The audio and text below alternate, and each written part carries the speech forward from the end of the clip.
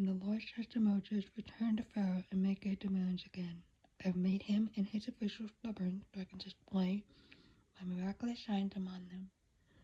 I've also done it so you can tell your children and grandchildren about how I made a mockery of the Egyptians and by the sign I displayed among them, so you will know that I am the Lord."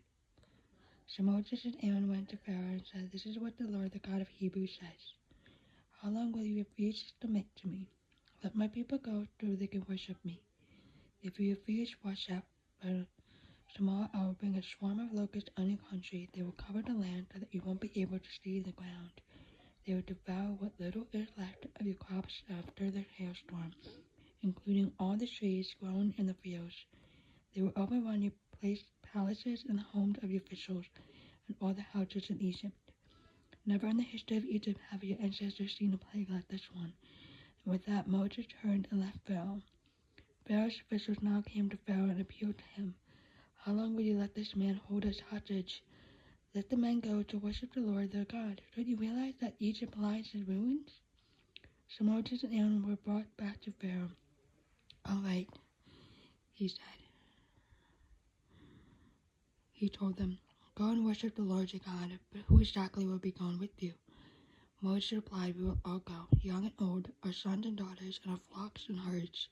We must all join together in celebrating a festival to the Lord." Pharaoh retorted, "The Lord will certainly need to be with you if I let you take the little ones. I can see through your evil plan. Never.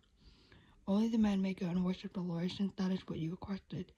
And Pharaoh threw them out of the palace. Then the Lord said to Moses, "Raise your hand over the land of Egypt to bring on the locusts. Let them cover the land and devour every plant that survived the hailstorm."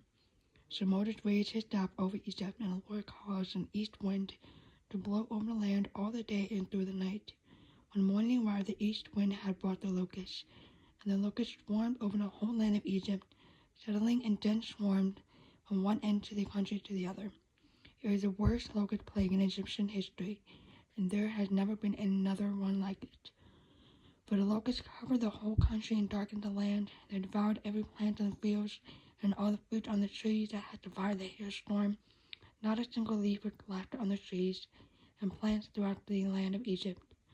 Pharaoh quickly summoned Moses and Aaron. "I have sinned against the Lord your God, against you," he confessed. "Forgive my sin just this once, and plead with the Lord your God to take away this death from me." So Moses left Pharaoh's court and pleaded with the Lord. The Lord responded by shifting the wind, and the strong west wind blew the locusts into the Red Sea. Not a single locust remained on the land of Egypt. But the Lord hardened Pharaoh's heart again, so he refused to let the people go. Then the Lord said to Moses, "Lift your hand toward heaven. The land of Egypt will cover with darkness so thick you can feel it." So Moses lifted his hand to the sky, and a deep darkness covered the entire land of Egypt for 3 days. During all this time, the people could not see each other, and no one moved. But there was light as usual where the people of Israel lived. Finally, Pharaoh called for Moses. "Go and worship the Lord," he said, "but leave your flocks and herds here. You may even take your little ones with you." "No," Moses said, "you must provide us with the animals for sacrifice and the burnt offering to the Lord our God. All our livestock must go with us too. Not a hoof can be left behind. We must choose our sacrifice for the Lord our God from among these animals. We won't know how we are to worship the Lord until we get there." But the Lord hardened Pharaoh's heart once more, and he would not let them go. "Get out of here," Pharaoh shouted at Moses. "I am warning you. Never come back to see me again. The day you see my face, you will die." "Very well," Moses replied. "I will never see your face again."